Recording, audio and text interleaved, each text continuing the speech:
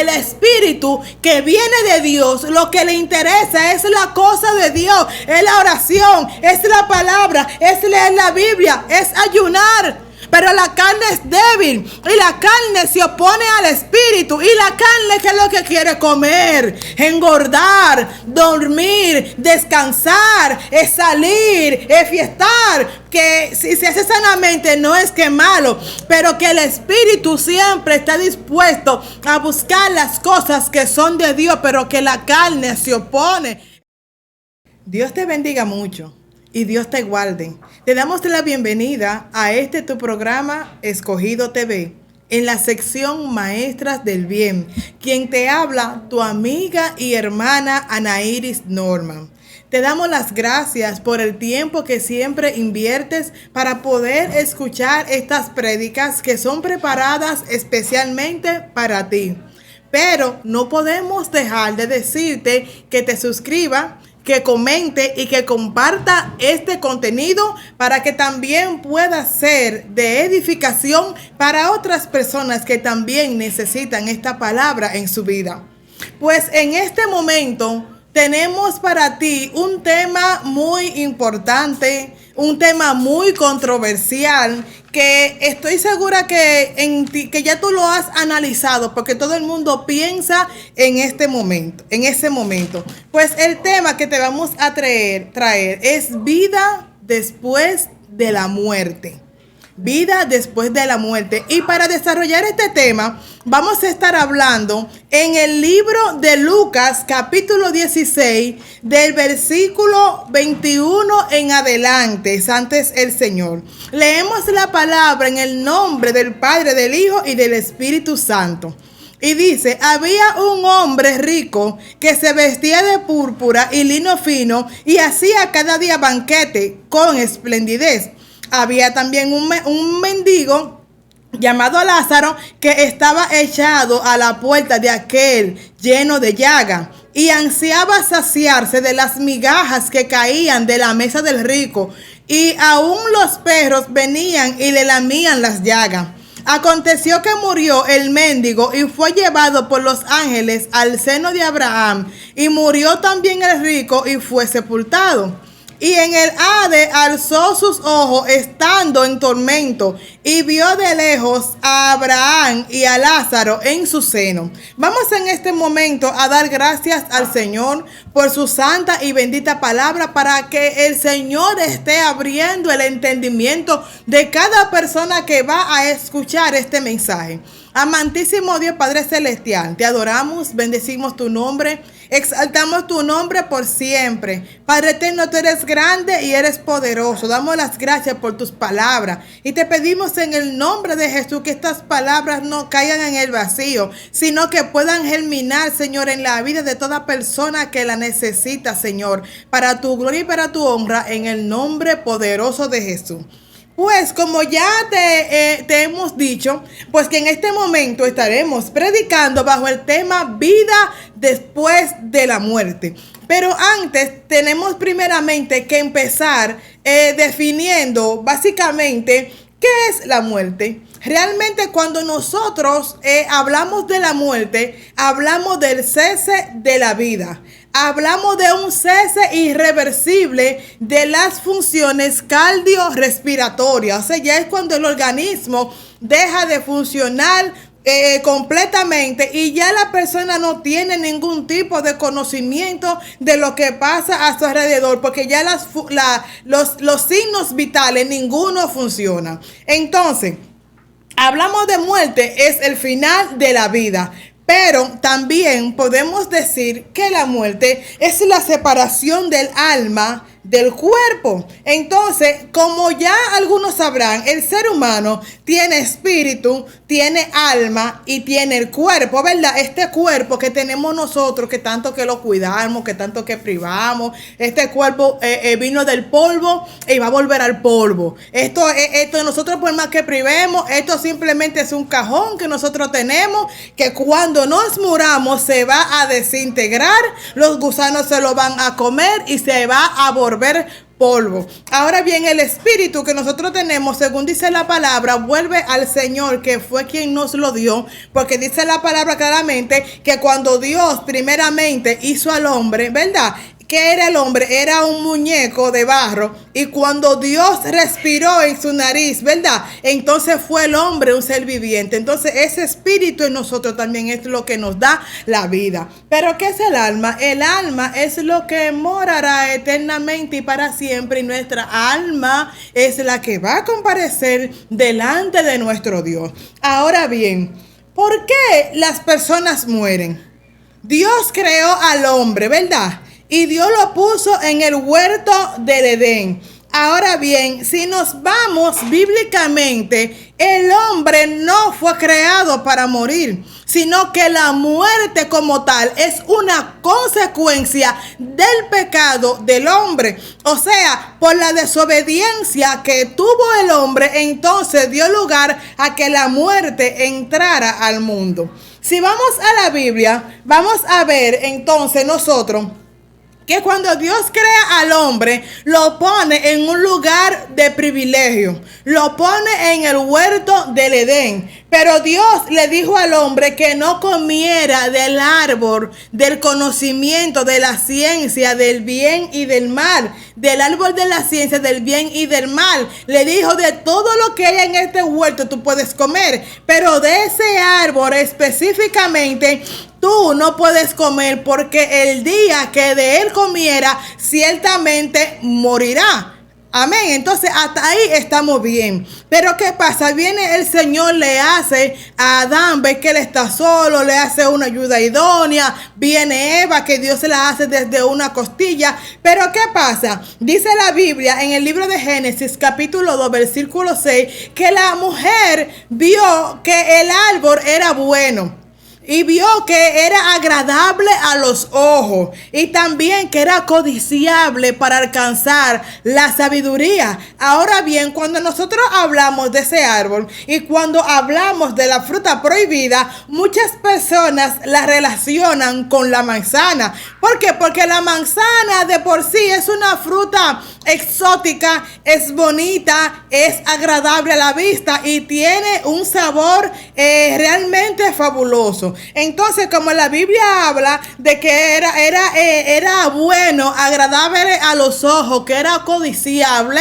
por eso muchas personas la relacionan con la manzana, pero realmente la Biblia no especifica, ¿verdad?, que fuera una manzana, o tampoco especifica ningún fruto que fuere. Pero el caso es que Dios le dijo al hombre que de ese árbol de la ciencia del bien y del mal, que no comieran, porque el día que comieran ciertamente iban a morir. Pero dice la Biblia que entonces Eva tomó, ¿verdad?, de ese fruto, y que ella se lo comió, pero que no solamente lo comió, sino que también le dio a su esposo. Y ahí donde nosotros decimos, bueno, también ella comió, le dio a su esposo, pero también él tenía la potestad de poder haberle dicho que no a ella, ¿verdad? Hasta ahí estamos claros. Sin embargo, vemos nosotros que por esa desobediencia al mandamiento que Dios había dado de que no comieran de ese árbol, pero que ellos comieron, entonces, ¿qué le dice Dios? Bueno, le dijo a la serpiente lo que le iba a decir, le dijo a la mujer también lo que le iba a decir, entonces también le dijo al hombre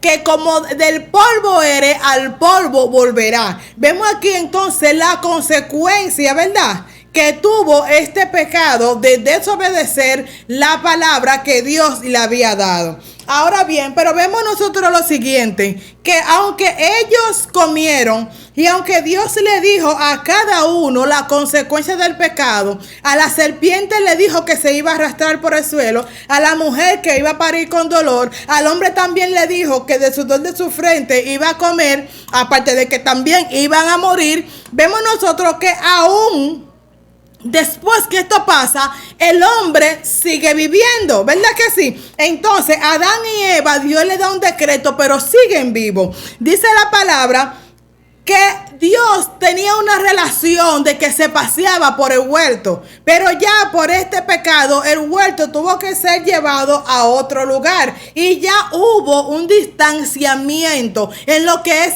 el hombre y Dios, porque Dios ama al hombre, pero Dios no ama el pecado que hace el hombre. Entonces este mismo distanciamiento entre el hombre y Dios es lo que nosotros llamamos la muerte espiritual. Ellos en ese momento no percibieron lo que era la muerte física, pero sí percibieron lo que era la muerte espiritual, que es el alejamiento del hombre de Dios. Hasta ahí estamos claros. Entonces, así mismo como la muerte entró al mundo por Adán y por Eva, nosotros, ¿verdad?, que venimos luego, heredamos ese pecado. Por eso es que dice la palabra, ¿verdad?, que el mundo está envuelto en su delito, en pecado, porque el pensamiento del hombre es de continuar mal, y esto es independientemente del pecado que cada persona de por sí hace. Ahora bien, si comparamos esto, también la Biblia nos dice en la historia del hijo pródigo, dice, porque mi hijo era muerto cuando se fue, pero luego es hallado y vivió cuando se alejó. O sea que mientras usted está alejado del Señor, cuando usted se va, usted tiene una vida espiritual que usted está desconectado del Señor. Pero cuando usted viene a su redil, que usted tiene una vida de oración, una vida de ayuno, una vida de búsqueda, entonces es cuando usted se puede decir que pasa de muerte a vida. Entonces, ¿por qué también decimos que el mundo está envuelto en sus delitos y pecados? Bueno, porque el mundo hoy en día está envuelto en homicidio, en borrachería, en drogadicción, en hechicería, en codicia, en robo, en mentira, en adulterio, y sigue agregando mucho más pecado. Y hoy en día estamos en una época donde las personas dicen, bueno, que nada es nada, pero la palabra dice que los que están en tales condiciones están muertos en sus delitos y pecados. Entonces, por eso es que el hombre pecador que está alejado del Señor, que no ha recibido a Jesús, tiene una necesidad de regenerar su alma y de tener un encuentro genuino con el Señor. Y tú dirás, ven acá, pero yo no mato, pero yo no robo, ¿y de qué yo me voy a arrepentir? Tienes que arrepentirte de muchas cosas, de hablar mentira, de codiciar, de envidiar y otras cosas que a lo mejor tú piensas que no son pecados, pero que sí lo son. Entonces dice la palabra que también al hombre le es necesario nacer de nuevo. En una ocasión, Jesús estaba hablando con Nicodemo y le hablaba de la necesidad de nacer de nuevo. Pero Nicodemo no entendió lo que Jesús le estaba diciendo y le dice, pero Señor, ¿cómo es que voy a nacer de nuevo? ¿Acaso yo voy a poder entrar nuevamente en el vientre de mi madre para poder nacer de nuevo? Y Jesús le dice, no me refiero a eso, sino el que no naciere de agua y de espíritu no puede entrar al reino de los cielos. O sea, hace falta que tengamos un encuentro con el Señor.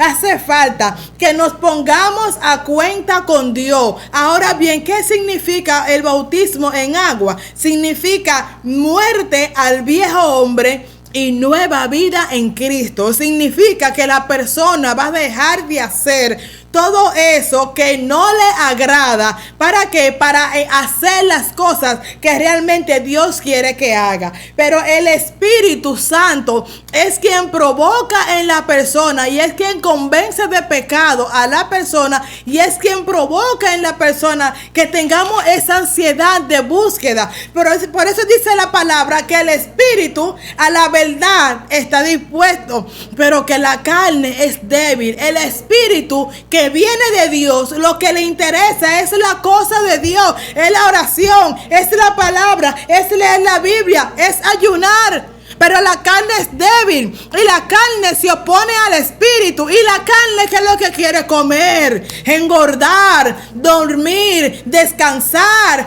salir, fiestar. que si se hace sanamente no es que malo, pero que el espíritu siempre está dispuesto a buscar las cosas que son de Dios, pero que la carne se opone. Entonces, ¿por qué muchas personas están muertas espiritualmente? Porque así como alimentamos nuestro cuerpo, también tenemos que alimentar nuestro espíritu. Usted su cuerpo lo baña, usted su cuerpo lo peina, usted su cuerpo lo maquilla, usted su cuerpo lo depila, usted no pasa un día sin comer, ¿verdad que no? Pero entonces el cuerpo se va fortaleciendo, que es la carne. Pero ¿qué pasa con el espíritu? A veces pasan tiempos que a lo mejor no oramos, que a lo mejor no ayunamos. Entonces, ¿qué pasa con el espíritu? Se va debilitando. Y la única manera de mantener una sintonía con el Señor es a través del espíritu. Es a través de la búsqueda y es a través de la oración. Por eso es que dice la palabra en el libro de Juan, capítulo 5, versículo 24, que dice: el que oye mi palabra y cree en el que me envió, tiene vida eterna y no vendrá a condenación, mas ha pasado ¿de qué? De muerte a vida. O sea, tú que estabas envuelto en delitos y pecados, cuando vienes a Jesús, cuando recibes a Jesucristo como único y suficiente Salvador, entonces en ese preciso momento es cuando tú pasas de muerte a vida. Entonces yo te decía que el ser humano tiene alma, tiene cuerpo y tiene espíritu. Está bien, pero entonces, ¿qué va a pasar cuando yo me muera? ¿Qué va a pasar conmigo? Ya te explicamos que el espíritu vuelve a Dios, que el cuerpo se vuelve polvo, pero ¿qué va a pasar con tu alma? Tu alma, déjame decirte, que va a ir a un lugar de tormento o a un lugar de descanso, dependiendo de tu conducta en este mundo. Y siempre yo le he dicho, cuando una persona muere, todo el mundo quiere ir al cielo, ¿verdad? Pero tú eres quien determina con tus acciones hacia qué lugar vas a ir. Aquí hemos leído nosotros en esta historia de San Lucas, que habla del mendigo y habla del rico, ¿verdad? Dice que el rico se vestía de púrpura y te vestía de lino fino y que hacía banquete, pero que también había un mendigo llamado Lázaro que estaba echado a la puerta y que a veces él anhelaba, aunque sea de las migajas que se le caían de la mesa de este rico. Sin embargo, el rico, como tenía tantas posesiones, a lo mejor no tenía tiempo, ¿verdad?, para poder atender a este mendigo. Pero si traemos esa historia a los tiempos actuales, eso es justamente lo que estamos viendo hoy en día, como muchas personas que tienen dinero discriminan a otros que no tienen, y muchas veces personas con necesidad y otra persona con tanto dinero. A veces da pena cuando tú escuchas hablar personas que hablan de 700 mil millones, 800 mil millones, que hablan de tantos millones, y tú dices, wow, pero yo tengo que quemarme la pestaña en un año entero para ver si llego por lo menos a 1 millón. Y tú sabes lo que el pobre tiene que trabajar y lo que tiene que hacer para poder ganarse su dinerito. Sin embargo, tú escuchas que otros funcionarios juegan con millones como si no fuera nada. Entonces hay muchas cosas que el hombre piensa que Dios no lo está viendo, pero Dios lo está viendo, y a su cuenta también van a tener que darle cuenta al Señor. Pues en esta historia dice la palabra que tanto el pobre como el rico murieron, pero que entonces uno fue a un lugar de tormento y otro fue a un lugar de descanso. Te queremos decir en este momento que tú tienes que tener pendiente que si tú te mueres sin Jesucristo, tú no vas a ir al paraíso. Que si tú te mueres sin Cristo, tú vas a ir a un lugar de tormento. Que en el infierno no hay mujer en bikini, no hay cerveza, no hay la vida buena, no hay playa. En el infierno lo que hay un fuego ardiente que no cesa y un gusano que nunca muere. Entonces, si tú quieres ir al cielo, cuando tú mueras, tienes que hacer la voluntad de Dios en esta vida. Entonces, el pobre fue al seno de Abraham, que se puede comparar con a un lugar de descanso, y el rico fue ¿a dónde? A un lugar de tormento. Pero según leemos aquí, el rico, ¿verdad? Cuando se encuentra en ese lugar de tormento, él le dice, en el Hades alzó sus ojos y estando en tormento, vio de lejos a Abraham y a Lázaro en su seno. Entonces él, dando voces, dijo: Padre Abraham, ten misericordia de mí, envía a Lázaro para que moje la punta de su dedo y la pase por mi lengua, porque estoy atormentado en esta llama. O sea, para él, que tenía tantas cosas en la tierra, en ese momento solamente quería, aunque sea que Lázaro, que era el mendigo, le pasaron que sea un dedo mojado por sus labios, porque no aguantaba las llamas. Sin embargo, ¿qué le dice Abraham? Le dice: acuérdate que recibiste tus bienes en tu vida y Lázaro también males, pero ahora él es asolado y tú eres atormentado. Entonces vemos aquí nosotros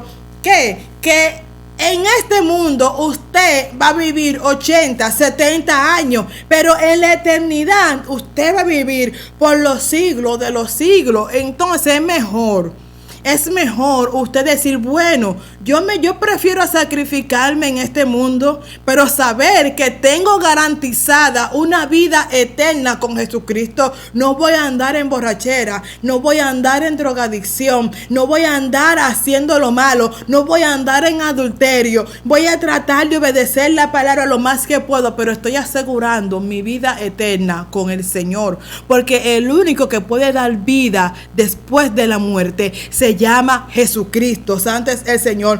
Pero dice aquí entonces, dice aquí, entonces le dijo: te ruego pues, Padre, que envíes a la casa de mi padre, porque tengo 5 hermanos, para que le testifiquen, a fin de que no vengan ellos también a este lugar. Entonces vemos aquí que también él estaba pidiendo, como él sabía el lugar donde él estaba pidiendo que a sus familiares fueran y le prediquen.